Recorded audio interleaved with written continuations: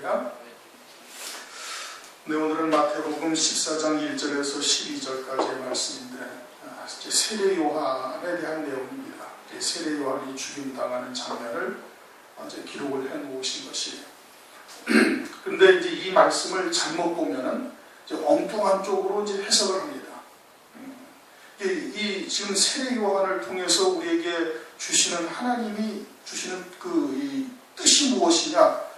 그것은 어디에 딱 나타나 있는 거 아니 요한의 머리를 소반에 담아가지고 내게 주소서, 여기서 내게 주소서 하는데 딱 있는 거예요. 우리가 다른 선지자들이나 사도행전 12장에도 가면은 사도 야고보가 죽임당해요. 그렇죠? 죽임을 당하는데 그냥 칼로 죽였더라. 그렇게 말씀을 하고 있어요.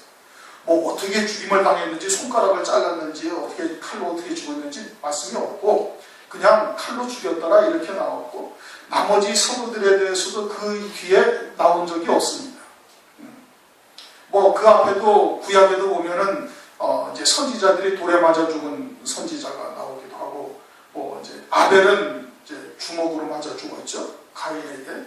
뭐 그렇게 순교한 선지자나 또는 그 믿음의 선지들에 대해서 이야기를 하고 있지만은 세례 요한처럼 이렇게 자세하게 설명하고 있는 곳이 없어요. 그것도 또 특이하게 소반에다가 담았어요. 그 머리를 갖다가 잘라가지고 소반에다 담았어요. 그 소반이라는 것은 뭘 하냐면은 아주 조그마한 상을 말하는 겁니다. 우리나라에서도 이제 소반이라고 얘기하는 것은 어떤 그런 이제 뭐 과일이나 차나 다과나 이런 것을 내놓는 먹는 음식을 담는 조그마한 이제 상 같은 것을 말하는, 이 음식을 담는 곳이에요. 거기에다가 사도 요한의 머리, 세례 요한의 머리를 그곳에다가 딱 잘라가지고 그곳에 두었다. 이제 그것을 이제 달라했다. 이렇게 얘기가 하고 있는 거거든요. 그러니까 세례 요한의 죽음이 그들에게 양식이 되었다라는 것을 은연중에 우리에게 말씀을 하시고 있는 겁니다. 그 이면에 그러한 뜻을 담고 있는 거예요. 그러니까 초점이 거기에 맞추어져서 이 말씀을 보아야 되는 거예요. 그러지 않으면 이 말씀이 엉뚱하게 사회 구원으로 나가는 겁니다. 세상의 정치에 참여하는 걸로 딱 나가는 거예요. 왜? 세례 요한이 헤롯 왕에게 그 잘못을 딱 질타해버리지 않습니까? 그렇죠? 헤롯 왕은 누구예요? 세상의 왕이에요. 세상 정치에 교회가 참여해야 된다는 것을 잘못 나가는 거예요. 그래가지고 오늘날 많은 교회들이 세상 정치에 참여하는 겁니다. 촛불 시위할 때 시위하는 거예요. 왜? 성경에도 말씀하고 있죠. 헤롯 왕에 대해서 세례 요한이 그의 잘잘못을 질타하고 그리고서 죽임당했거든요. 그런데 교회가 어떻게 된다? 세상 정치에 참여해야 된다는 것으로 엉뚱한 쪽으로 나가버리는 거예요. 말씀의 본질이 무엇인지는 깨닫지 못하고 그냥 문자적인 의미, 표면적으로 나타난 그런 의미에 그냥 휩쓸려 나가가지고 촛불 시위하는데 교회가 다 나가고, 그리고 목사들이 나가가지고 데모하는데 앞장서가지고 데모하고 있고, 심지어는 캐톨릭, 이제 뭐 말씀이 해석이 조금은 다르지만 어쨌든 비슷한 말씀을 가지고 있는 천주교에서는 뭐가 있는가 아십니까? 정의구현사제단이라는 게 있습니다. 그게 뭘 하자는 거예요? 정의를 구현하자는 얘기예요. 어디에다가? 사회에서 정의를 구현해야 된다 이겁니다. 왜? 교회가 그런데 참여하라고 성경에서 여러 군데서 그렇게 말씀을 하고 있다라고 주장을 하면서 정의구현사제단이라는 것이 심심하면 등장을 해가지고 대통령의 정치가 어쩌고 저쩌고 뭐 어쩌고 저쩌고 세상의 정치에 대해서 비판을 하고 참여를 하고 그러는 겁니다. 그래서 성도들로 하여금, 그 신자들로 하여금 사회 구원, 세상의 구원에 대해서 당당하게 목소리를 내고 나가서 참여하라고 외치고 있는 거예요. 이 말씀을 잘못 해석하기 때문에 그러는 겁니다. 이 말씀의 초점은 어디에 있느냐? 세례 요한에 있고, 세례 요한이 어떻게 죽었는가? 그 목뱀을 받아가지고 소반에 딱 받쳐진 것이고, 또 세례 요한은 무엇을 상징하는 거예요? 장차 올 엘리야의 그림자인 겁니다. 주님이 세례 요한을 뭐라고 그랬어요? 엘리야다 이거예요. 누가복음에서는 엘리야의 영과 엘리야의 능력으로 주의 길을 앞서 예비하는 자다 이겁니다. 그리고 말라기서의 그러한 예언된 엘리야는 주의 재림의 때를 말씀하시는 것을 분명히 말씀을 하고 있는 거거든요. 주의 재림의 때 세례 요한과 같은 종들이 나타나서 주의 길을 예비할 것이고, 엘리야의 영과 능력으로 주의 길을 앞서서 예비할 것이고, 그리고 그가 이와 같이 죽임당하게 되어질 것을 말씀을 하고 있는 거다 이겁니다. 초점이 어디에 두어져 있는가? 이 말씀이 지금 하나님께서 왜 성경에 기록을 해놓으셨는가? 이걸 봐야 되는 거예요. 세상 정치에 참여하려는 것이 절대 아니다 이겁니다. 세상 나라와 하나님의 나라는 완전히 별개인 거예요. 세상 나라 가운데 하나님의 나라를 만들어서 이루어서 교회를 통해 가지고 그리고서 하나님의 자녀들을 세상 나라를 통해서 구원해 가시는 겁니다. 그것이지 세상 나라를 갖다가 교회가 계도하고 그들을 갖다가 바르게 잡아가지고 세상 나라를 갖다가 하나님의 나라를 만들어야 된다. 성경은 그걸 말씀하고 있는 것이 절대 아닌 겁니다. 그렇죠? 우리가 이 말씀이 지금 어디에다 초점을 맞춰야 되는지를 먼저 딱 규정을 하고 들어가야 이 말씀이 이제 딱 보이기 시작을 하는 거예요. 그러지 않으면은 이게 지금 세상 정치에 세례 요한이 가서 그러다가 순교를 했으니까 세상 정치에 참여하려는 것인지 세상의 왕의 잘잘못을 짚어하려는 얘기인지 정책이 잘못되었으면 그것을 나가서 촛불 시위를 하면서 데모를 하면서 세상을 바르게 잡으라는 얘기인지 이게 지금 불분명한 겁니다. 깨닫지를 못하면 그렇게 되는 거예요. 세례 요한은 재림하실 주님을 앞서 예비하는 종들의 그림자로 성경에 계시하고 있는 겁니다. 약대 털옷을 입고 메뚜기와 석청을 먹으면서 엘리야의 신령과 능력으로 주의 길을 예비하는 종인 거예요. 그러니까 주의 재림에 앞서서 그 길을 예비할 두 증인들을 말하는 것이고 그 두 증인이 누구에게 죽임을 당할 것이고 어떻게 죽임을 당하는지를 지금 말씀하고 있는 거예요. 그걸 지금 이제 설명을 하고 있는 겁니다. 그래서 그때 분봉왕 헤롯이 예수의 소문을 듣고 헤롯이 예수의 소문을 들었어요. 예수님이 어떻게 했는데 하나님의 말씀을 증거했어요. 하나님의 말씀을 증거했는데 그것은 이제까지 서기관들에게 들어보지 못했던 말씀이에요. 그리고는 막 어마어마한 표적이 나타나는 거예요. 죽은 자가 살아나고 소경이 눈을 뜨고 중풍병자가 병이 낫고 귀신이 쫓겨나가고 문둥병이 고침을 받고 등등 하여간 온 동네에 모든 병자들을 다 치료하셨다는 그런 소문이 막 퍼지면서 헤롯 왕에게까지 들린 거예요. 그러자 그 신하들에게 이르되 세례 요한이라 저가 죽은 자 가운데서 살아났으니 그러므로 이런 것들이 그 속에서 운동하는 거다. 이거는 그러니까 이게 세례 요한이로구나. 왜? 세례 요한이 의로운 자라는 것은 헤롯도 아는 겁니다. 마가복음 6장에 가면은 이 장면을 좀 더 길게 설명을 해놓고 있어요. 그러면서 헤롯이 세례 요한의 말을 들을 때 그 말씀을 달게 들으면서도 그 마음이 막 괴로웠던 거예요. 그렇게 세례 요한이 의인인 줄 알고 있고 온 유대 땅이 세례 요한은 선지자라는 것을 다 알고 있는 거예요. 다 알고 있는 것이죠. 그러니까 이와 같은 역사는 그 의로운 자가 다시 살아나가지고 그 속에서 역사를 하고 있구나라고 이제 헤롯 왕이 생각을 했다 이겁니다. 3절 전에 헤롯이 그 동생 빌립이 아내 헤로디아의 일로 요한을 잡아 결박하여 옥에 가두었어요. 그러면서 이제 헤롯이 등장을 하고 헤로디아가 등장을 하고 세례 요한이 등장을 하는 거예요. 그러면은 이제 세례 요한이 지금 잡힌 이유는 그 다음 절에서 설명을 하고 있죠. 그 다음 절에서 설명을 하고 있어요. 그럼 여기에 헤롯 대왕이 나오고 헤롯 왕이 나오고 세례 요한과 헤로디아가 나오는데 지금 말씀의 초점은 세례 요한에게 초점이 맞추어져 있는 것이고 세례 요한은 주의 재림의 길을 앞서 예비하는 엘리야와 같은 종을 말하는 것이고 이것은 결국은 뭘 말하는 거예요? 주의 재림의 때를 얘기하는 거예요. 그럼 주의 재림의 때 헤롯 왕은 누구를 말하는 거예요? 그건 세상 왕을 말하는 것이 이건 적그리스도를 의미하는 것이고 세례 요한은 두 증인과 아울러서 순교하는 성도들을 의미하고 있는 것이고 헤로디아는 헤롯 왕의 동생의 아내였다가 남편을 바꾼 자예요. 그렇죠?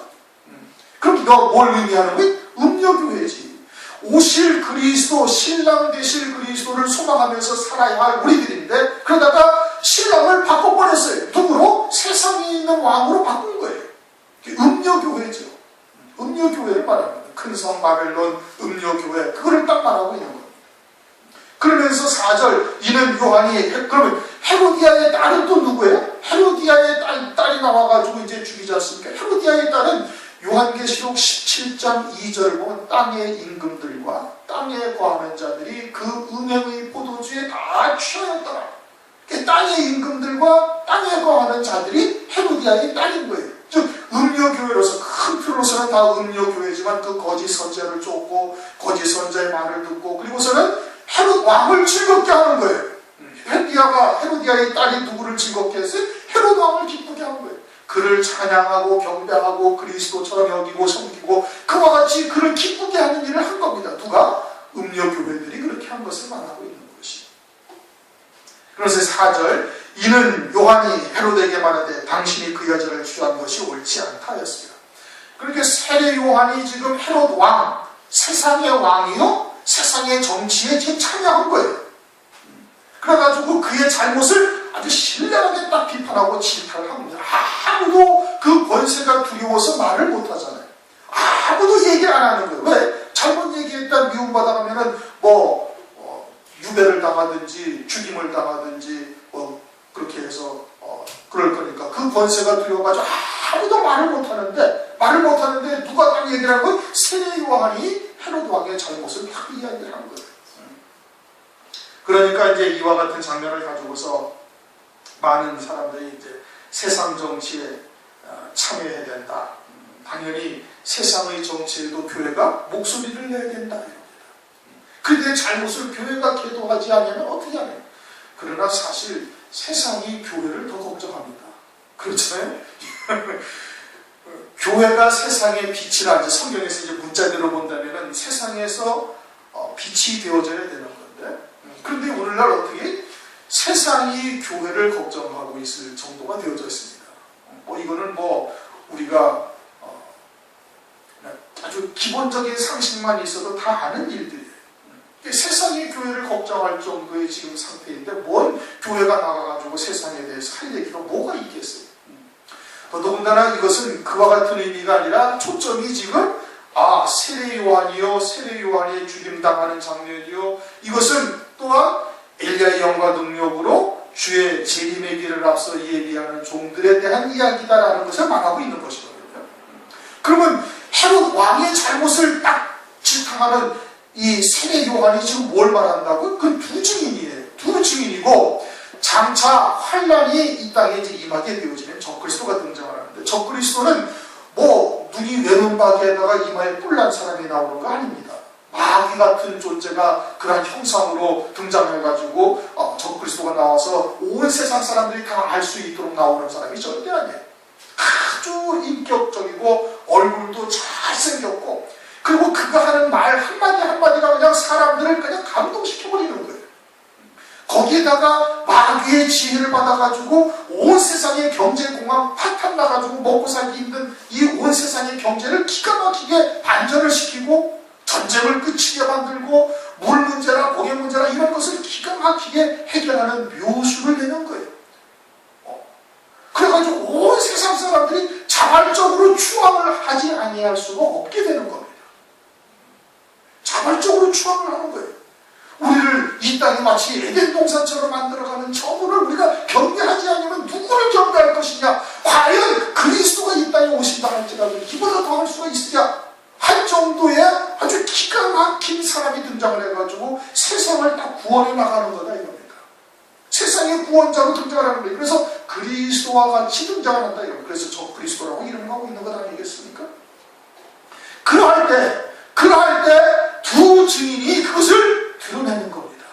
저놈은 짐승이다. 성경에서 말씀하신 저 그리스도요, 장차는 자기를 보여 하나님이라고 지칭할 자요, 그리고는 장차는 모든 교회를 멸망의 무덤으로 빠뜨릴 그와 같은 짐승이요, 성경에서 말씀하시는 저 그리스도요, 그리고 그 표가 짐승의 표다, 666표다라는 것을 두 증인이 나타나서 그것을 증거하는 거예요.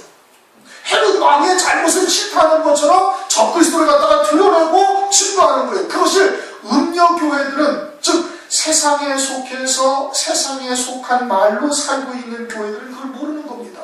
그들의 신앙의 목적은 어디에 있어요? 세상의 평화, 세상에서의 그리고 풍요로운 삶, 안락한 삶, 이것이 그들의 신앙의 목적이 되어져 있는 거거든요.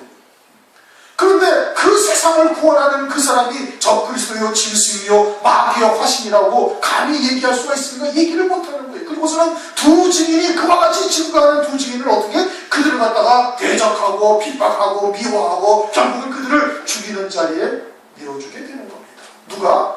남편을 바꾼 여자들이, 그를 추종하는 자들이, 그 음행의 포도주에 취한 자들이 그러한 예수를 질타하는 자들을 갖다가 죽이는 자리에 내어주게 되어지는 것은 지금 말씀을 하고 있는 거예요. 이건 세상 정치에 참여하는 것이 아니에요.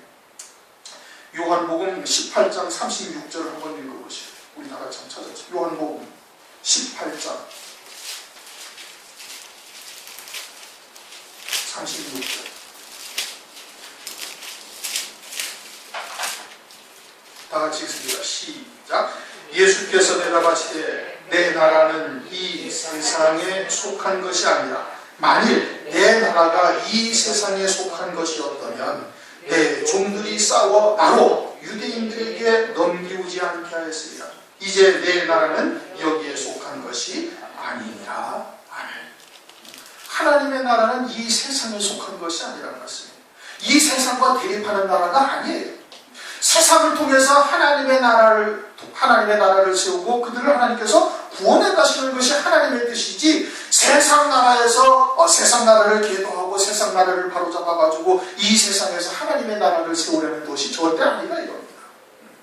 그러니까 지금 이 헤롯 왕의 잘못을 갖다가 세례 요한이 질타한 것은 지금 장차 적그리스도가 누구고 질승표가 무엇이고 그것을 낱낱이 다 드러내고 말하고 온 세상을 향하여 그것을 증거하는 자가 되어져야 할 것을 말씀하고 있는 거예요. 세상에 속한 교회는 절대 분별할 수가 없는 겁니다. 한일의 언약을 맺어도 그것이 다니엘서 9장 27절에 나와 있는 한일의 언약인지는 모르는 거예요. 적그리스도가 등장을 해가지고 이스라엘과 한일의 언약 평화조약을 체결을 해도 그것이 그것인지를 깨닫지를 못하는 겁니다. 그들의 모든 초점은 어디에 맞추어져 있어요? 세상에 맞추어져 있는 거예요. 우리가 요한 1서를 상고할 때 세상에 속한 자와 하나님께 속한 자에 대해서 말씀을 하고 있어요. 그렇죠? 오늘도 요한 2서에 똑같은 내용이 또 나오는 겁니다. 똑같은 내용이 또 나오는 거예요. 세상에 속하여 세상에 속한 말을 하는 자들은 미혹의 영에 속한 자들이고 그들은 적그리스도의 영에 속한 자들이다 이겁니다. 그러면 세상에 속해서 생활윤리, 하나님의 말씀을 세상의 철학이나 생활윤리로 바꿔버렸어요. 생활윤리로 바꿔가지고서는 훌륭한 인격을 도모하고 행복한 가정을 만들고 세상에서 복을 받고 세상에서 존경받는 사람이 되는 길만을 가르치는데 그것은 교회가 아니라 세상에서도 얼마든지 이야기를 하고 있습니다. 그런 이야기를 하는 세상의 현장들이 무수히 많습니다. 무지하게 많아요. 그것은 굳이 교회에서 이야기하지 않아도 세상에서도 얼마든지 하고 있는 이야기들이고, 그러니까 그와 같은 이야기들이 하나님의 말씀을 빙자해서 교회에서 선포되고 있으니까 세상도 와서 다 들을 수가 있는 거예요. 세상도 다 듣고 좋은 말씀이야 그래 가끔 와서 들어야지 다 그렇게 얘기를 한다니까요. 그건 뭐예요? 세상에 속했다는 거예요. 다시 말하면 미혹의 영에 속했다는 것이고, 다시 말하면 적그리스도의 영에게 속한 자다 이겁니다. 그래서 적그리스도가 등장하게 되어지면 똑같은 말하는 게 사랑과 평화를 외치고, 그리고 세상에서 훌륭한 인격을 가진 사람으로 등장을 하고, 그리고 막 자애롭고 사랑이 많고, 그리고 막 그와 같은 평화주의자로 나타나는 거예요, 적그리스도가.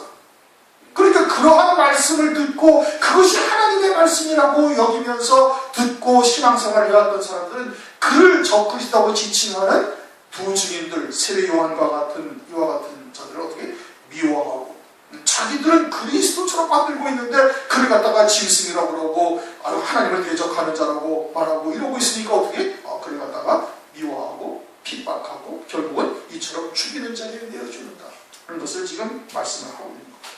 5절 헤롯이 요한을 죽이려 하되 민중이 저를 선지자로 여김으로 민중을 두려워하더니, 민중도 세례 요한이 선지자라는 것을 다 알고 헤롯도 다 아는 거예요. 그럼 마지막 때 두 증인이 등장을 해가지고 그와 같이 하면 적그리스도가 아는 걸 알죠.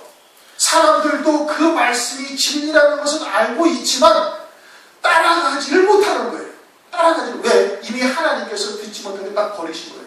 그러니까 요한계시록 11장에 가면 두 증인이 죽었을 때 많은 그 음력 교회들이 그 두 증인들의 말을 들을 때 괴로워했다 이겁니다.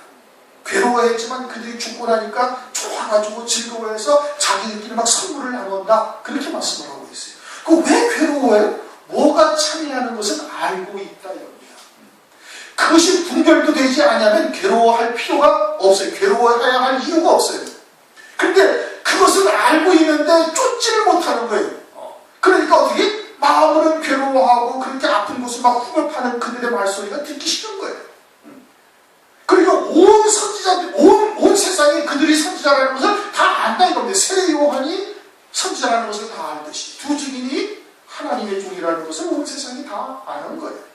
그리고서는 적그리스도가 누군지를 드러내고 그리고서는 막 신랄하게 그를 비판을 하고 교회들로 하여금 회개할 것을 돌이킬 것을 막 외치고 돌아다니니까 그러니까 적그리스도가 그를 갖다가 미워하고 음료교회들도 역시 마찬가지고 그래가지고 6절 헤롯이 마침 헤롯의 생일을 당하여 헤로디아의 딸이 연석 가운데서 춤을 추어 헤롯을 기쁘게 하니 헤롯이 맹세로 그에게 무엇이든지 달라면 주겠다고 그가 제 어미의 시춤을 듣고 가로되 세례 요한의 머리를 소반에 담아 여기서 내게 주소서 왕이 근심하나 자기의 맹세한 것과 그와 함께 앉은 자들을 인하여 주라 명하고 사람을 보내어 요한을 옥에서 목베어 그 머리를 소반에 담아다가 그 여아에게 주니 그가 제 어미에게 가져다니라.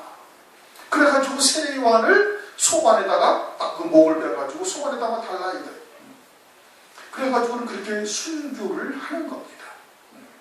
그들의 양식이 된 거예요. 요한계시록 17장 6절인가 보면은 성도들의 피에 취하였다 이겁니다. 이 여자가 성도들의 피에 취한 거예요. 성도들의 피를 막 먹은 거예요. 포도주처럼 먹고 취했다. 그래가지고 사도 요한이 기이하게 여기더라. 기이하게 여기더라. 그 여자가 누군데? 교회인데. 교회인데 배도한 교회도 교회지만 교회지. 하나님의 백성이죠.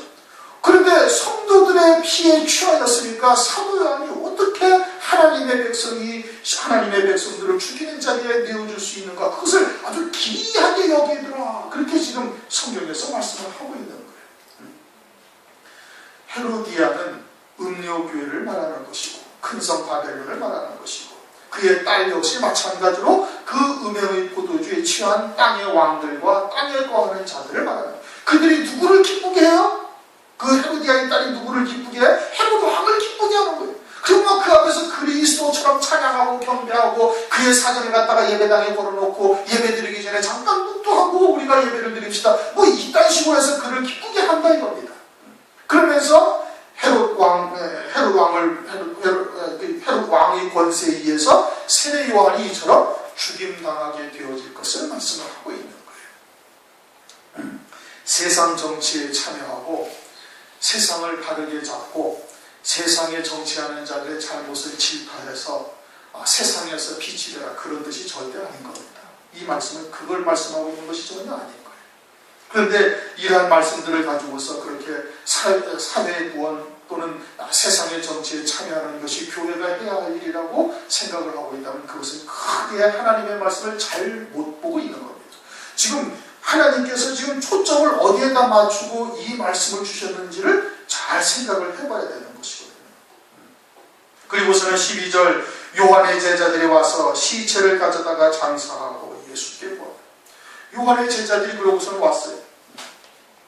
요한의 제자들이 누구에게 와요? 주님에게 왔어요.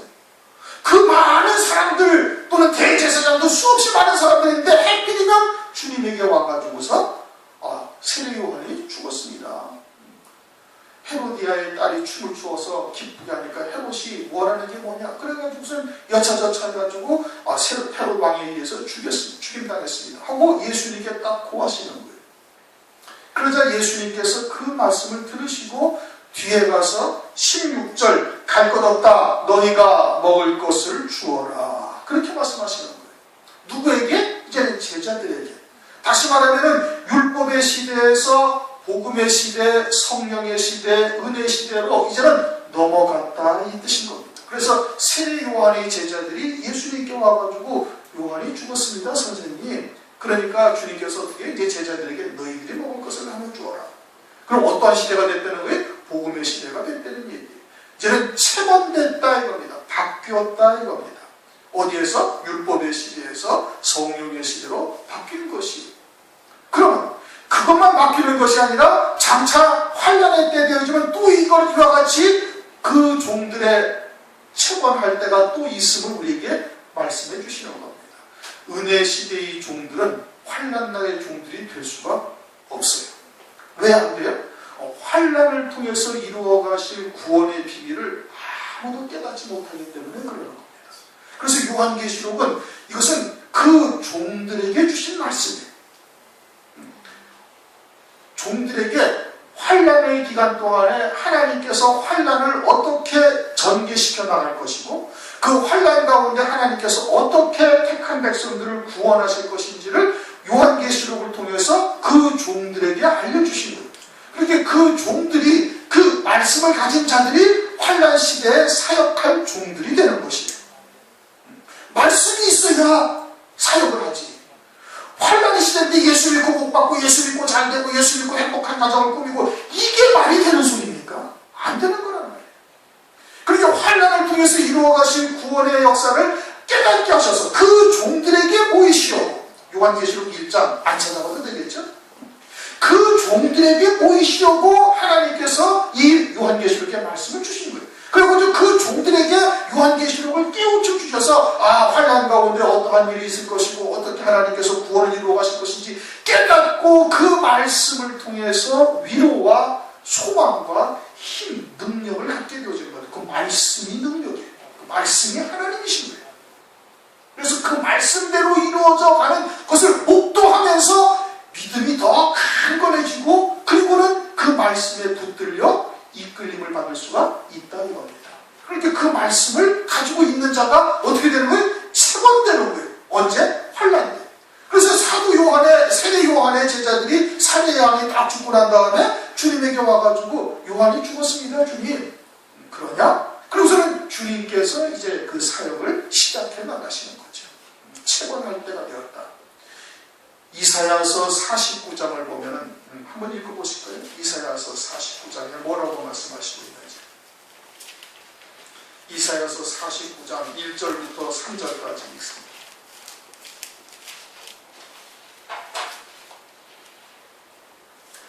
이사야서 49장 1절부터 시작. 섬들아, 다 찾으셨죠? 섬들아 나를 들으라. 원방 백성들아 귀를 기울이라. 여호와께서 내가 태에서 나옴으로부터 나를 부르셨고 내가 어미 복중에서 나옴으로부터 내 이름을 말씀하셨으며 내 입을 날카로운 칼같이 만드시고 나를 그 손 그늘에 숨기시며 나로 마광한 살을 만드사 그 전통에 감추시고 내게 이르시되 너는 나의 종이요 내 영광을 나타낼 이스라엘이라 하셨느니라. 아멘. 하나님께서 마광한 살을 만드신다는 거예요. 마광했다라는 것은 아주 날카롭고 아주 반짝반짝하게 쫙 가르셨다 이겁니다. 그래가지고 그 살을 어떻게 하나님의 전통에다 다 숨겨놓으시게 되는 거예요. 그래가지고 언제 사용하시? 환난날에 사용하시는 거예요. 환난날에 사용하시고자 하나님의 전통에 다 숨겨놓는 거예요. 그러니까 그때까지 그때를 소망하며 그때를 바라보고 믿음으로 살고 있는 하나님의 그런 택한 자들은 어떻게 해야 돼? 마광한 살로 다듬어져야 되는 겁니다. 하나님의 말씀이 채워져야, 다시 예언해야 할 말씀이 채워져야 하고 때에 따른 말씀으로 그 믿음의 사역을 감당할 믿음에 설 수 있도록 때에 따른 말씀으로 다시 말하면 땅에서 베어져서 타작마당에 들여진 자가 되어져야 되는 거예요. 그것을 위해서 하나님께서 많은 것을 섭리하시고 연단하시는 거예요. 하나님께서는 여호수아와 갈렙을 주시하고 계시는 거예요. 나머지 광야에서 유리방황하다가 멸망당할 자들은 하나님이 그렇게 그들을 위해서 섭리하시는 것이 절대 아니에요. 여호수아와 갈렙을 위해서 하나님께서는 섭리하시고 주관하시고 역사를 이끌어 가신다 이겁니다. 오늘날 마지막 때를 향해서 달려가고 있는 때가 아니겠습니까? 무화과 나무는 이제 더 이상 말할 필요도 없을 정도로 이루어졌고 노아의 때와 같다 하시는 하나님의 말씀처럼 지금 먹는 물이 다 그와 같은 물들을 지금 먹고 있고 순물을 먹고 있고 세상은 정말 소돔과 고모라가 지금 있다 할지라도 이보다 더 타락할 수는 없을 정도로 지금 그와 같은 세상들을 우리가 보고 있는 것이, 그러니까 주님의 때가 아주 임박한 때라는 것을 아는 거예요. 알고 있다. 그러면 우리가 어떻게 해야 돼? 그와 같은 마광한 살이 되어지도록 해야 되는 거예요. 그것을 위해서 하나님께서 내 주변의 환경, 나를 하나님께서 연단하시고 담금질하시고 이끌어가고 계시다는 사실을 믿으셔야 되는 겁니다. 그걸 믿으셔야 되는 거예요. 왜 우리는 진리의 말씀을 쫓고 그래도 노아의 수물과 같은 홍수 때와 같은 수물을 우리는 먹지 아니하려고 애를 쓰면서 부단히 믿음으로 살고자 하는데 무엇인가? 우리가는 과연 왜 이러한 고난과 연단의 과정을 끊이지 아니하고 우리에게 하나님께서는 임하게 하시는 것? 그것을 위해서 그러시는 겁니다. 그것을 위해서 하나님께서 일하고 계시는 거예요. 그러니 믿음으로 그와 같은 과정들을 이겨나갈 수 있는 자가 되어야 되는 겁니다. 믿음으로 이겨나가야 되는 거예요. 그리고는 부단히 하나님의 전통에 숨겨진 마광한 살과 같은 존재로 되어질 것을 위해서 하나님께 기도하셔야 되는 것이고, 그때를 소망하면서 그때에 하나님의 말씀을 증거해야 할 말씀들로 아루까지 채워야 되는 거예요. 그것이 오늘날 우리들이 해야 할 일들인 겁니다. 그러면 반드시 체험할 때가 있다는 겁니다. 은혜 시대의 종들로부터 이제 환난 날의 종들로 바뀌어질 때가 있는 거예요. 그때는 그 환난을 통해서 이루실 구원의 말씀이 있는 종들이 하나님의 종들인 거예요. 은혜 시대 교회 크고 뭐가 어쩌고 저쩌고 아무리 얘기해봐야 그는 소용이 없는 겁니다. 그때를 위해서 오늘날 우리들이 부단히 기도하고 그리고 믿음으로 이겨나갈 수 있는 자가 되어야 되는 겁니다. 요한복음 3장 24절을 한번 보십시다. 요한복음 3장 24절을 보시면은 요한이 아직 옥에 갇히지 아니하였다, 그렇게 말씀을 하셔요. 요한이 지금 어떻게 하고 있는데 한참 세리를 주고 있는데, 요한복음 3장 24절 다 같이 읽습니다. 시작. 요한이 아직 옥에 갇히지 아니하였다. 아니, 이 말씀은 전혀 하실 이유가 없는 거예요. 요한이 지금 막 세례를 주고 있는 거예요. 요단강가에서. 회개하라, 천국이 가까우니라. 이 독사의 자식들아, 다 나와서 세례하라, 회개하라. 그래서 하나님 앞에 막 회개하라고 온 유대 땅에 짜롱짜롱 물리도록 지금 외치고 있으면서, 그리고는 유대인들이 와가지고 요한의 무릎 앞에 무릎 꿇고 그리고 요단강에서 다 세례를 받고 있던 이때인 겁니다. 그런데 느닷없이 하나님께서 성경에 뭐라고 기록해 놓으셨냐면 요한이 아직 옥에 갇히지 아니하였더라. 요한이 옥에 갇히면 어떠하나? 요한이 옥에 갇히면 그의 사명이 다 끝난 거예요. 요한이 옥에 갇혀서 순교하지 않습니까? 오늘 마태복음 14장에. 지금 이 요한복음 3장 24절은 그 이전에 지금 요한이 막 세례를 주고 있는 그때 지금 말씀하시고 있는 거예요. 그래서 그때 느닷없이 요한이 옥에 갇히지 아니하였더라.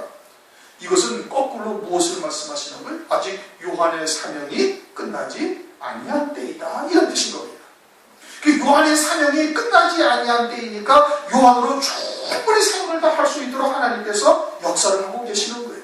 마찬가지로 우리들에게 그와 같은 마지막 때 하나님께서 이루실 환난을 통해서 이루실 구원의 말씀이 우리에게 있다면, 그리고 그 말씀과 믿음으로 하나가 되어져 있고 그 말씀이 나에게 생명으로 임하여져서 완전히 그 말씀에 붙잡힌 자가 되어졌다면, 하나님께서 그 말씀이 다 이루기까지, 그 사명이 다 끝나기까지 하나님께서 보장을 하신다는 뜻인 겁니다.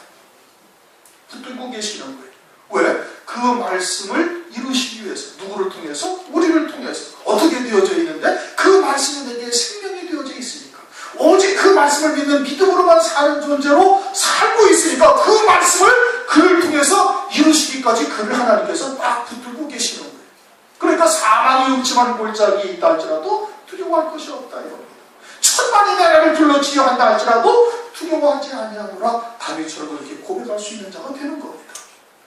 그 믿음이 있어야 세상을 이길 수가 있고, 세상을 향해서 당당할 수가 있고, 장차 적그리스도가 등장을 하게 되면 저놈이 적그리스도고 저놈이 짐승이고 저놈이 교회를 멸망으로 구렁텅이로 이끌어갈 자라고 당당하게 외칠 수 있는 자가 되는 거예요. 그러니까 어떻게 해야 돼? 하나님의 말씀으로 다져지고 또 다져지고 그 말씀이 내게 생명이 되어지기까지 부단히 기도, 말씀과 기도로 거룩해진다 말씀하셨으니 그렇게 달려나가는 자가 되어져야 되는 겁니다. 마태복음 14장에 세례 요한을 이와 같이 헤롯 왕을 질타하고 죽임당하는 것이, 그냥 왜 갑자기 헤롯 왕의 잘못을 질타하고 세례 요한이 죽임을 당하는가? 그것은 마지막 때 두 증인의 그림자로서 그 사역을 계시하고 있는 겁니다. 적그리스도를 드러내고 그를 갖다가 세상에 공포하여 살릴 자를 살릴 수 있는 그와 같은 사역을 하는 자여야 될 것을 말씀하고 있는 것이고, 누구에 의해서 죽임당하는가를 지금 말씀을 하시고 있는 거예요. 남편을 바꾼 자에 의해서 죽임당하는 겁니다. 그리고 그들이, 그 딸이 아주 기뻐하는 거예요. 헤롯 왕을 기뻐하게 만드는 거예요. 그리고서는 그 대가로 세례 요한이 죽임을 당하는 거예요. 그렇게 신실한 성도들을 죽임으로 말미암아서 부귀와 영화를 얻는 겁니다. 어떤 교회가? 땅에 있는 교회, 땅의 임금들과 땅에 거하는 자들이 그 대가로서 아주 그와 같은 영화를 누리다가, 그것도 그저 3년 반 잠깐 누리다가 영원한 멸망에 처해지게 되어지는 것이고, 그리고서는 그의 제자들이 죽자 예수님께로 와가지고 요한이 죽었나이다 고 하는 것은 뭘 말하는? 이제는 체번하게 되어졌음을 말합니다. 이제는 율법의 시대에서 복음의 시대로, 은혜의 시대로 왔음을 말하는 것이고, 그와 같은 은혜의 시대도 이제는 다시 환란날이 되어지면 반드시 체번할 때가 있다. 누구를 쓰시겠어요? 준비된 자, 그 말씀이 있는 자를 하나님께서 쓰시는 거예요. 그런데 그때가 아주 임박하다 이겁니다. 임박한 거예요. 그 노아의 때와 같이 사람들은 먹고 마시고 시집가고 장가가고 있으면서 아무도 깨닫지 못하는 거예요. 그 전에도 우리가 얘기를 했죠. 모르는 거예요. 그리고는 적그리스도가 등장하면 어떻게 돼? 그는 세상의 구세주와 같은 존재로서 경배하고 그를 섬기게 되게 되어져 있는 겁니다. 오늘날 우리들이 여러 가지 어려움과 또는 고난 또는 연단의 과정을 겪지만 이것이 무엇을 위함인지를 우리가 잘 깨달으시고 믿음으로 오늘도 이기시고 다가오는 한 주간 또 다가오는 한 달도 승리하시길 주님의 이름으로 축원합니다. 우리 동성으로 잠시 기도하시겠습니다.